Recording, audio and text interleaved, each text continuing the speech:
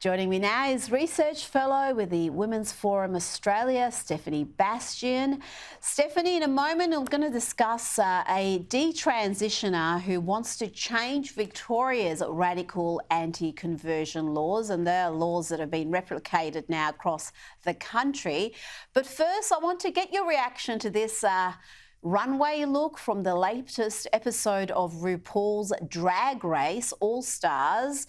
This is a transgender contestant, a biological female who now identifies as a man, pretending to be a woman for this drag performance.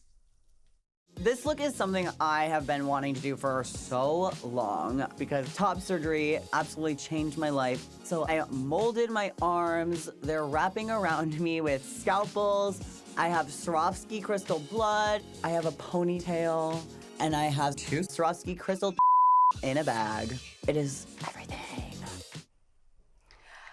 The judges described the look as fierce and gorgeous, but isn't this just normalising the worst excesses of the trans movement, glorifying what they call top surgery, which is a double mastectomy, the removal of healthy breasts?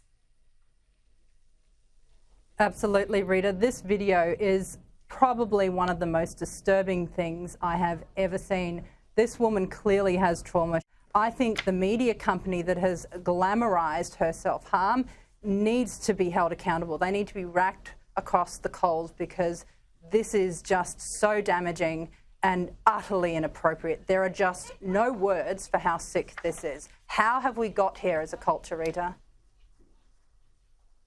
Well, it's one thing if an adult wants to do that and they feel happy post-surgery than they did before, well, good and well, but to be glorifying it, to be promoting it as something that is now, we know, happening to young people. I've interviewed detransitioners on this program who had double mastectomies at 15, at 16, and with terrible regrets now. It's not a surgery you can reverse, obviously. So glorifying it, I think, is really such a dangerous thing to be doing. Now, last time we spoke, we discussed this transgender athlete, a man identifying as a woman, who beat the female competitors in the Oregon State Championships. That was a 400-metre race. Now we have yet another example of that same unfair advantage for biological men in action. Let's have a look.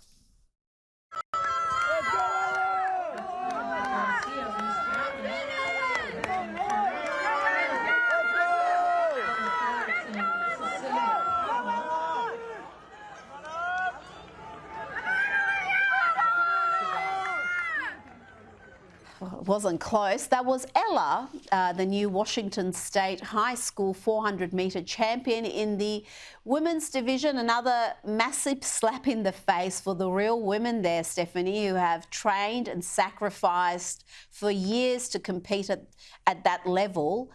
And now they're replaced. Think about scholarships, you think about all the opportunities that come from elite sport, and they're being stripped away from girls.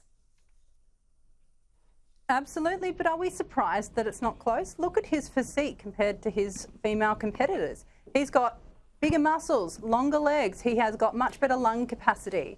But once again, I'm so pleased to hear that the crowd is not sitting there awkwardly, accepting it. They're pushing back and they're saying no. And I think athletes like Riley Gain have really contributed by being a voice against this in order to help people speak up more. So I hope that this is replicated in Australia too, because we know that the same unfair disadvantages are happening to women, particularly in localised sport.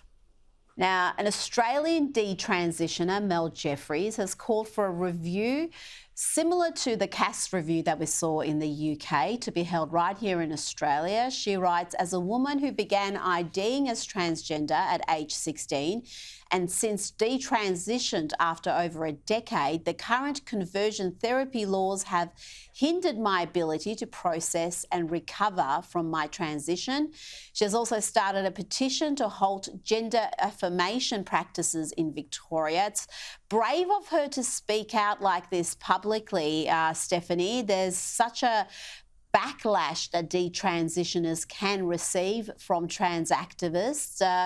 How many others are too intimidated to speak out? I think there's quite a lot, and their parents as well. I really admire Mel because I think she's very brave. She's used a bad situation and she is, instead of being a victim, pushing back and ensuring that others don't make the same mistake. So I hope everyone gets on board and supports her petition. We need this inquiry, and it is the voices of detransitioners that can make it happen.